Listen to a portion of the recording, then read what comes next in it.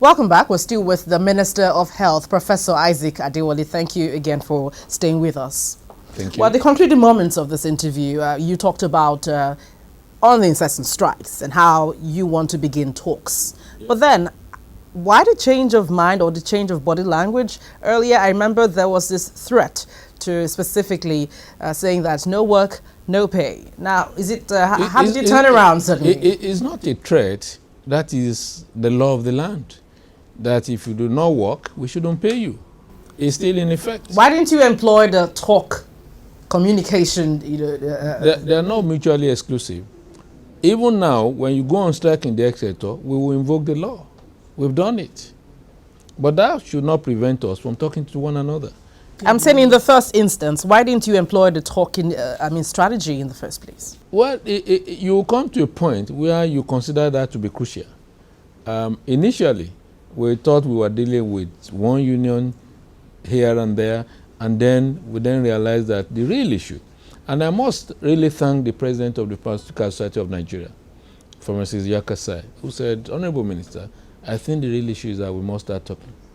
He volunteered to visit the president of the Nigerian Medical Association, and I said, President, I think we should just have a meeting. Let's just start talking to one another.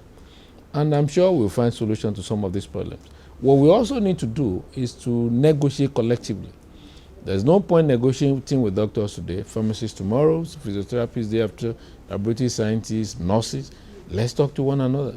The issue of corruption, of course, we can say corruption is everywhere around sectors in the country, but then corruption in the system, in the health sector is what we want to really focus our attention on.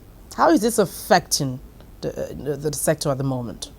Well, let me say clearly that corruption is not really something that we want to really zero in as health sector specific.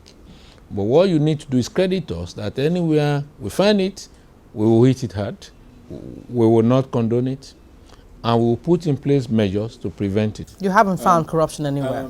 We've had reports with respect to Global Fund, with respect to Gavi about some issue of funds being mismanaged. Fortunately, federal government is investigating them.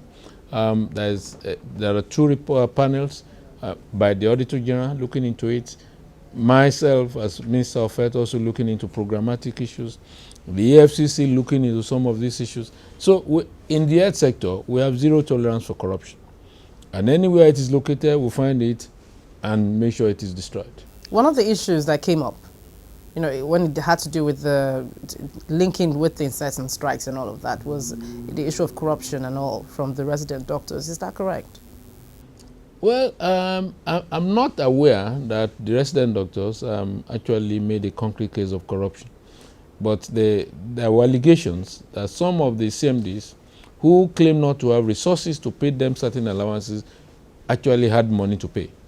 And at the meeting we had with the Right Honorable Speaker, we are looking into the resource inflow into the tertiary institutions and looking at how they're used. So a form of forensic audit will be done in these facilities in order for us to actually ascertain the correct financial picture of the institutions.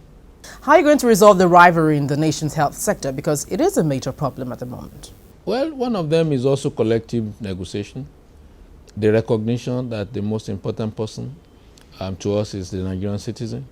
It's not the doctor, the nurse, or the technologist, or the pharmacist. It's the patient. And when we are patient-focused and patient-centered, the rivalry will disappear. The rivalry is about power, is about money. But when in the process of talking to one another, we can actually put our differences aside, work together, as we used to do in the past, and then really attend to the needs of Nigerians. Where did it break down? Where was that disconnect? It's difficult for me to ascertain, but somewhere along the line, we stopped talking to one another. We stopped functioning as a team. The nurse was on our own, the doctor on our own, the nurse on our own. Each person is like to your tent to Israel. Thank you for coming on the program. Thank you so much. Thank you.